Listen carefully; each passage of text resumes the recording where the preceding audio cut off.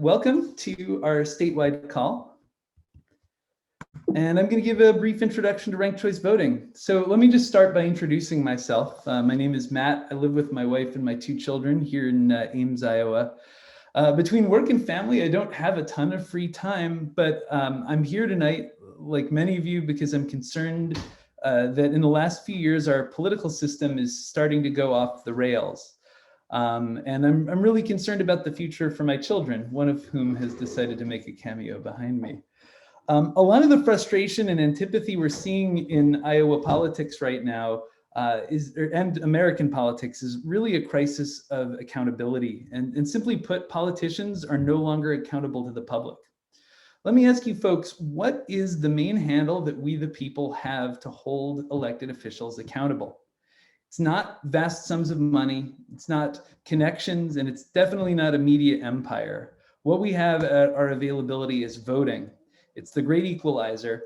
And if elected leaders fail us, if they betray our interests, we can vote them out, or at least that's how it's supposed to work on paper.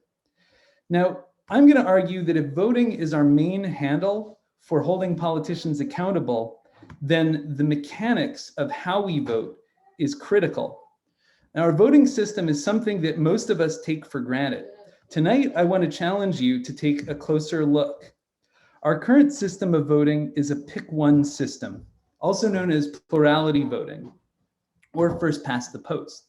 You have one vote, you get to give it to one candidate, and the candidate with the most votes wins. And that's it. Now, it seems fair, right? The main virtue of the system is that it's simple, but that may be its only virtue. Let's look at an example.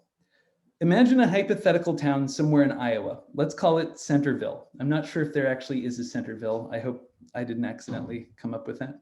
Centerville's having a mayoral election between two candidates, Smith and Arroyo. The day of the election, Smith ends up with 43% of the vote.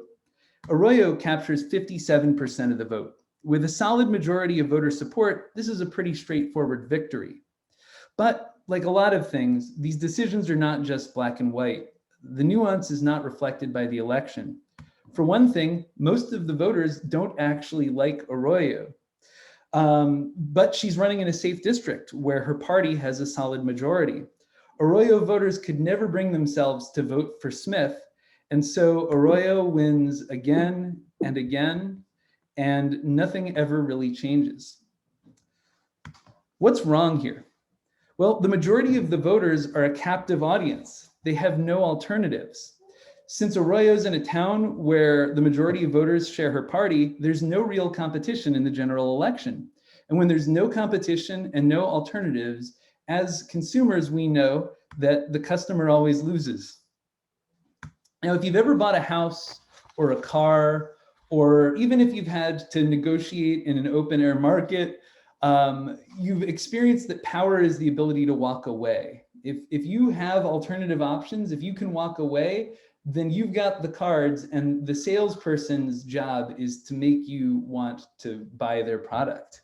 But most Americans don't have anywhere to walk to. Most of us are captive in that there's a party that we consider to be an unacceptable choice to us. And so we're really stuck. Now, let's take a look at a new election where several new candidates enter the race, attempting to give people more choices. Chen is ideologically similar to Smith, and Williams is very close to Arroyo. Chen isn't particularly popular, but with a large enough Williams contingent, the Arroyo vote is split, and Smith ends up winning. Now, Smith only got 40% of the vote. It's obvious that 60% of the town preferred other people. And so Smith wins without a majority. What happened? Well, we had two similar candidates and only one vote to give. Those candidates split the vote, and this is what's known as the spoiler effect. You may have heard of this in reference to the 1992 presidential election, where Bill Clinton won with only 30% of the popular vote. For Clinton and for Smith, you can see that having more votes than any other candidate is not the same as having a majority. This problem is actually pretty insidious. it discourages new candidates from running because they don't want to be known as the candidate that threw the election. It prevents voters from voting their choice because they don't want to throw their vote away. And it makes elections more about who you're against than who you're for. I want to go back to this slide and ask, what do you think Arroyo voters would have done had they known that the vote would be split? Williams was marginally more popular than Arroyo. Would they still vote for Arroyo and be stuck with Smith, or would they switch to their second choice? How can we guarantee a majority over 50% when we have more than two candidates? Can we remove two of the candidates? This is America, no way. The answer is ranked choice voting. Ranked choice voting is a system that allows you to vote for your favorite candidate as your number one choice, but followed by a series of backup choices. If any candidate if none of the candidates have a majority over 50%, the least popular candidate is eliminated. Their voters' votes get sent to their next choice, and this process continues until a majority is achieved. Let's look at our election again. In the first round, Chen clearly has the least votes. So in round two, Chen's votes are eliminated and his votes are split between 2% of them go to Smith and 1% of them go to Williams. In round three, Arroyo is the least vote getter. And so Arroyo is eliminated and Arroyo's votes are transferred to their next choice. Some of them prefer Smith, but the vast majority of them prefer Williams, giving Williams 53% of the vote. Now you'll notice that the outcome of this ranked choice voting election was different than the outcome of the first round, and it's different than what the outcome would have been in a plurality. Some of the opponents of ranked choice voting present this as a problem, but it's actually a feature because the vote getter in the first round never had a majority of the vote. RCV minimizes the problem of the spoiler effect. It makes majority winners more likely, and it better reflects the will of the voters. There's more information that candidates have on how well they're supported and by who. Without fear of the spoiler effect, it opens elections up to the possibility of more competition, more choice, and new ideas. It doesn't guarantee these things, but it does swing the door open.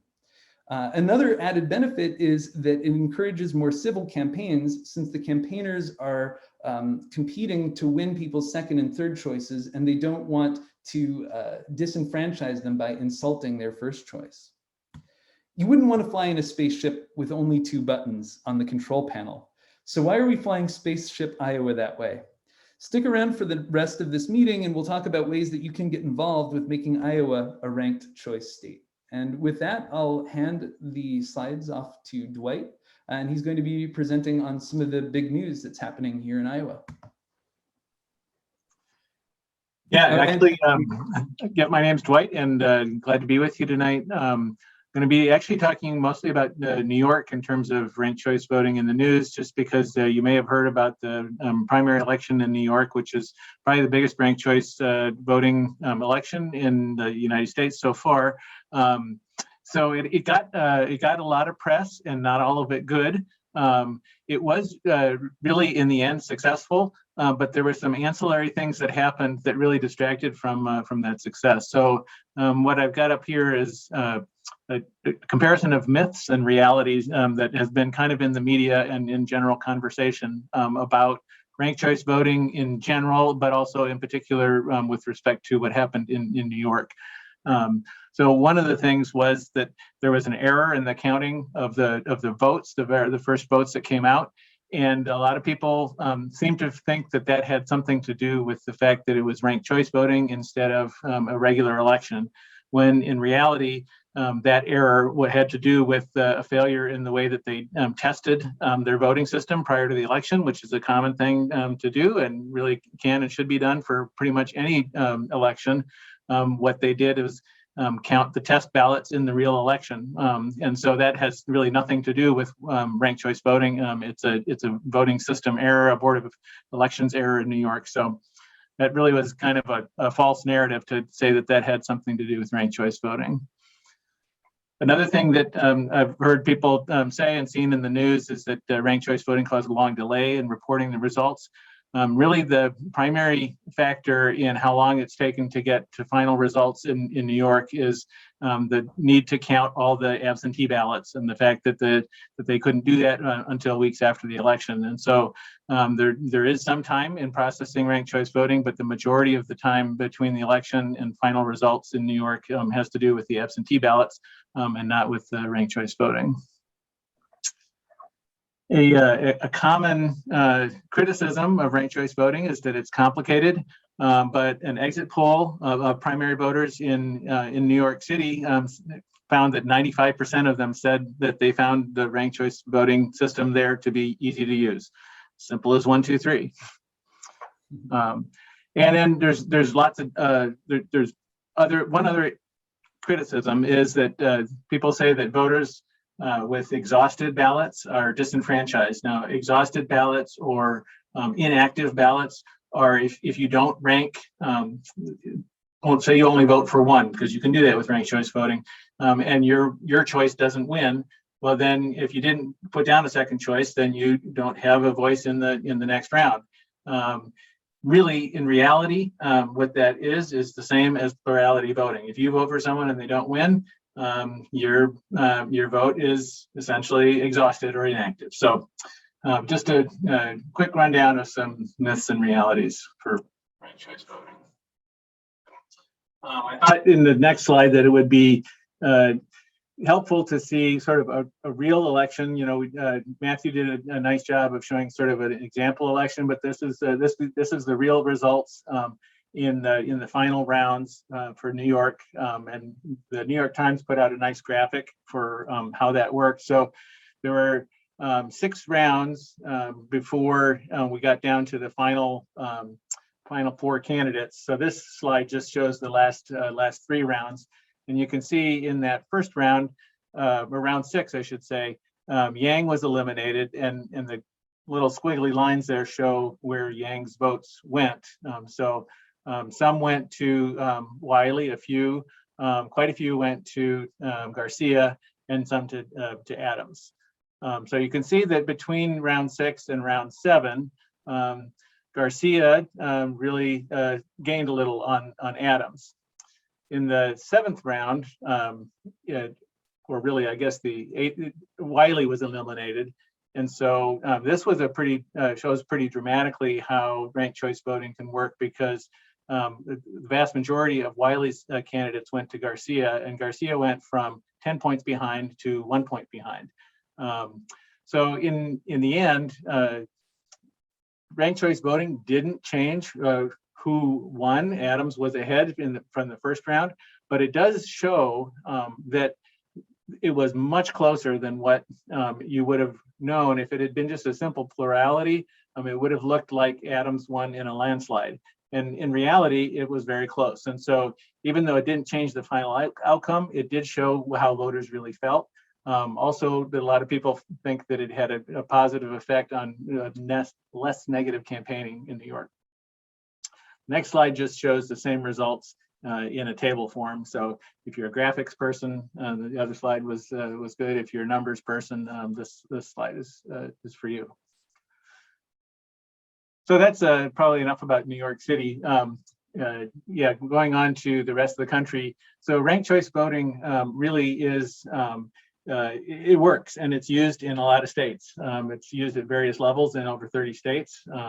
A lot of them, 14 states use in local elections. There are 2 states that use it for all statewide races, including federal and state elections. That's Maine and Alaska. So ranked choice voting is gaining popularity around the country. When people use it, they like it, and it works really well. And with that, I think we'll go back to Matt to tell you a little bit more about Better Ballot Iowa and what our organization is about. All right. So you guys got a good perspective of the issue and where it is nationally. Now we're going to tell you a little bit about ourselves. So who are we? Well, Better Ballot Iowa was newly formed just 4 or maybe 5 months ago, depending how you count. We started in March. We are Iowa-based and grassroots, and that word sometimes can be cliche, but I'm really proud of the fact that we are truly, the founding members of this group found ourselves online during the election. We're all volunteers, and none of us are professional politicos or politicians. We're entirely a volunteer-based organization, which comes with its challenges, but it's also very rewarding. We're nonpartisan, so we really welcome folks from the right, from the left, independents, libertarians, Greens, any party, you name it. Everyone is welcome at the table, and we really want to have everyone at the table because this issue is bigger than any one party. And above all, we're just getting started. When we decided we wanted to approach ranked choice voting, we got connected to a national ranked choice voting movement called Rank the Vote. And they've been incredibly helpful in sort of coaching us and advising us. We base a lot of our strategy on their playbook, which I highly recommend if somebody could drop that in the chat link for folks to take a look at. It was a really interesting document to read. They also have an RCV organizing kit. They run office hours and they facilitate conversations with other groups throughout the country. I believe there's something like 37 or 38 other states that are launching similar efforts to get ranked choice voting going. So there's a tremendous amount of momentum. And if you get connected with us as a volunteer and we start to onboard you, you'll have access to all of these great resources. So what are we? Well, we've filed to become a 501c3, which from a donation standpoint is great because it means we're tax deductible. It also means that our mission is educational, and that is an intentional strategic decision. A lot of folks, when they think about what are the obstacles to adopting ranked choice voting, they'll think about things like, partisan opposition, incumbents will be against it, certain think tanks or policy groups. But really the biggest obstacle to making ranked choice voting a reality is the fact that the vast majority of people have never heard of it.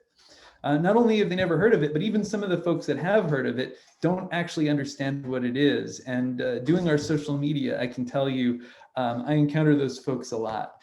So a lot of activist groups put the cart before the horse and they try to jump right into legal enactment. In fact, before we launched Better Ballot, our group was kind of struggling with what to do in that regard. And the strategy that we're adopting now is really to start with capacity growth. We need to get to a large critical mass of Iowans before we can even think to start a legal enactment campaign. And doing that prematurely could endanger the issue because it might easily become politicized.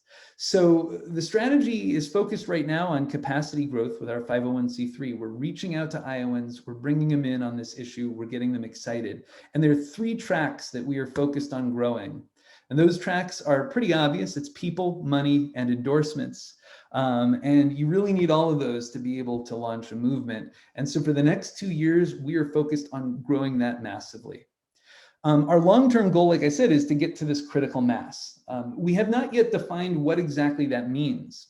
Iowa is a legislative state. There's no popular ballots initiatives. So we have to figure out a way to do a legislative campaign, and we need to figure out what exactly we need, but we have a few years to grow into that.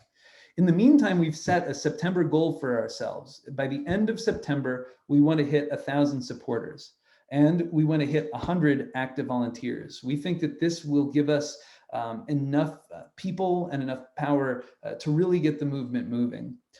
We've already made a tremendous amount of progress in just, I said 4 months, but it is indeed 5 months. We've already grown our base to 431 people. So we're just 600 short of our goal. We've got our volunteer base up to 72. And so we're only a little under 30 away from that. In terms of donations, our money has been growing, not at a particularly mind-blowing rate, mind you, but enough to offset our costs. And we've been able to afford our website and a number of important web resources like Nation Builder and Basecamp that we're using to organize online. They're really critical. And so with that, I would urge all of you who are new to our group to please donate. I've provided the link and somebody can hopefully paste that into the chat. And We also have the QR code. You can either make a one-time donation if you're new to us, or even better, in terms of helping us have a steady income, a recurring donation. We like to say that for the cost of 1 cup of coffee a month, you can help save democracy. And the other critical aspect of this is, of course, your support and your energy. And so for the rest of this meeting, we're going to be sort of training and funneling you into ways that you could get involved. And there will be breakout rooms to discuss and learn more about our group. And with that, I'll hand it off to Genevieve. Thanks, Matt. So my name is Genevieve Johnson. I'm one of the rural Iowa residents involved with Better Ballot Iowa. So, just gotta say, represent. I've been focused a lot of my energy right now on how we grow our people base. So that's looking at our supporters and our volunteers, and how do we turn our supporters into volunteers. And so with the goals that Matt mentioned that we're striving for by the end of September, just looking at our data a little bit more, you can see on the left our goal of hitting 1,000 supporters in September. We need to kind of pick up the pace a little bit. Granted, July is not over, so the number I put in there isn't necessarily final for the month. But we don't have the best slope on that line.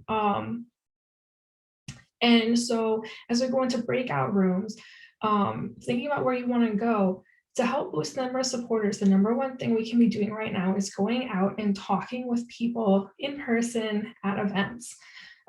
We've been having a lot of luck going to things like farmers markets, flea markets, and I don't want to ruin the surprise, but Justin has some really great events planned for us in like the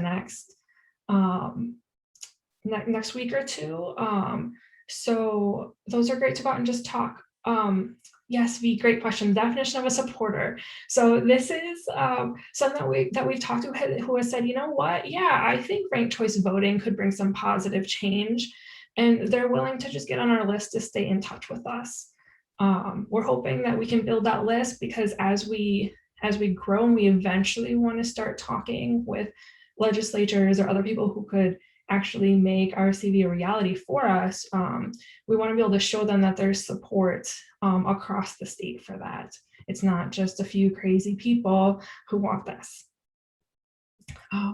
So once we get people to sign up with us as a supporter, we reach out to them to see if they want to volunteer with us. And so it's really, it just keeps the wheels moving here. So it's things like planning these statewide calls. It's helping with our social media, with our, our websites, policy and research. Like there's a whole assortment of things. And as Matt mentioned, we're pretty close to our goal of 100 volunteers by the end of September. We have just shy of 75. I will throw in a little bit of a caveat here, in that I wouldn't necessarily consider all of our volunteers that we've listed our numbers as active. Some of them are waiting to be activated. They've said, hey, I'm interested in volunteering, and we haven't had the supporter base yet, like even just the time and capacity to reach out to them and say, hey, great, let me help connect you with how you can help us even further.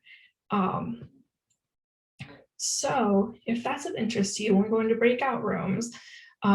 Check out the behind the scenes volunteering opportunities room, and we'll talk more about how you can help with make that connection.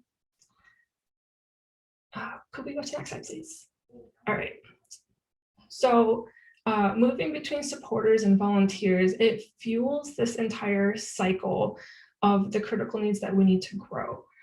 If you happen to attend our meeting last month, we did a pitch training, which is kind of where some things start. So that's where we learn as supporters and as volunteers, how can we talk about ranked choice voting in a way that's going to be relatable and effective to people in our area, so that it's something that they might be interested in too.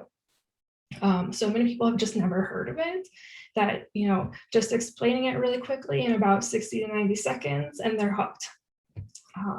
So once you kind of have that, once you've gone through our quick pitch training, to learn how we talk about this, then it's great to get involved with canvassing events. So that's where we're going out to live events, we're talking with people, and we're getting them to sign up as supporters. Then the list of signups moves on to our data management team. They help take that list and put it into our database so that we can use it at call parties. When we call and we welcome each of our new supporters, we let them know about upcoming statewide meetings so they can learn more. We talk about if they might be interested in volunteer opportunities, which might fit their interests, skills, and availability. And so then, and that kind of starts the cycle all over again of, hey, now they're volunteering, now they're going to go to pitch training so they can canvass. I like to think of it as kind of like a really nice and friendly Ponzi scheme here that we have going on. Can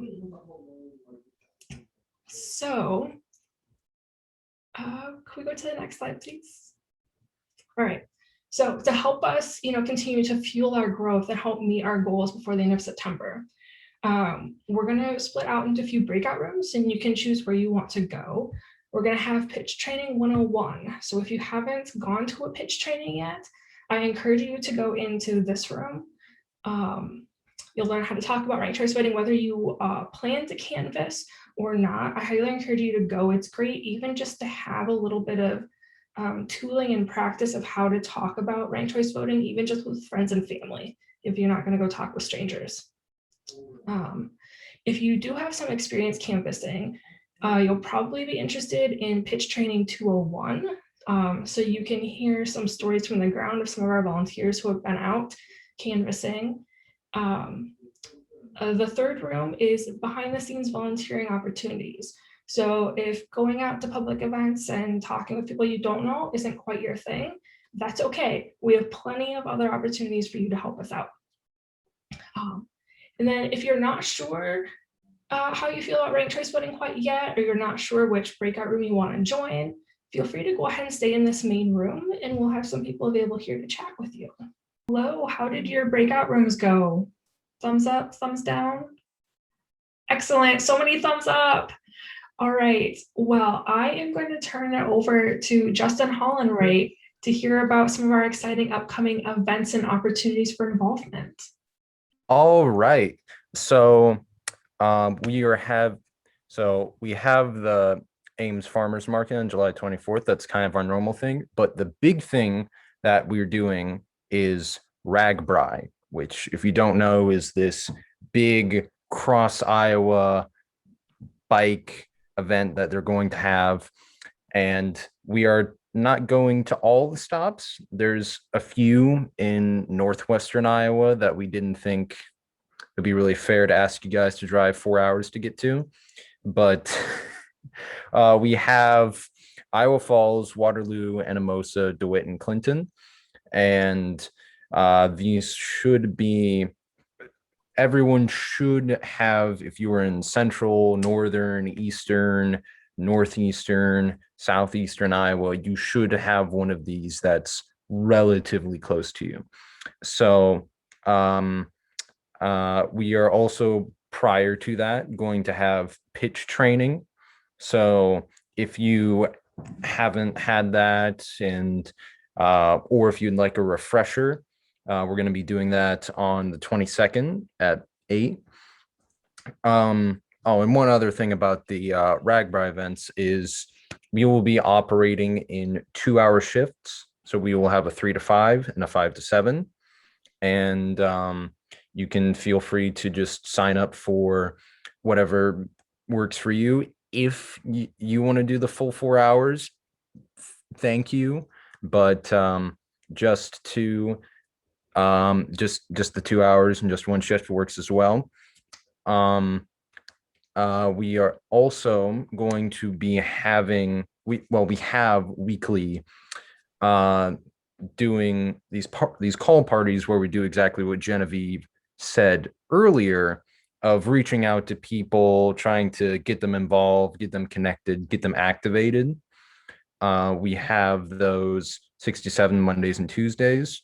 And also, if that doesn't work for you, you can give us a call 9 to 8 on Mondays and Tuesdays and speak with us, and we can set up some individual time to do that if that doesn't work for you. And for all of this stuff, if you'd like to sign up for it, there is the link, which I believe has been kindly dropped in the chat and is also present on screen right there. So I would just like to ask everyone to take a moment if you could. And if you know you are available and interested, to go there and to very quickly just sign up for whatever works for you. So if we could just take a minute to do that, please, everyone go on ahead.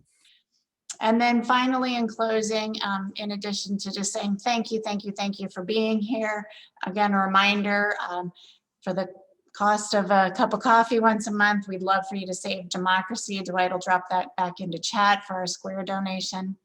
A reminder that our statewide meeting is the third Thursday of every month. So we will have another one on August 19th, where you'll hear how well RAGBRAI went, or we'll be celebrating that we got to meet in person and that you were there and were part of it, which is awesome. So you can go ahead and RSVP using that link there, which I think we can drop into chat as well. We are ending a bit early this evening, and so we would like to invite all of you to stay on the call if you'd like to just chat and chill and get to know each other. As Matt mentioned, he doesn't have a lot of time, nor do a lot of us, but part of the fun of volunteering is getting to know so many like-minded people across the state who are willing to give up their personal time and really do something for the greater common good for the state of Iowa. Because with ranked choice voting, Iowa wins, and that's really what we all want. So if you need to go, again, thank you for coming. Otherwise, just feel free to stay on and we can just chat and chill for a bit. Thanks, and we'll see you next month.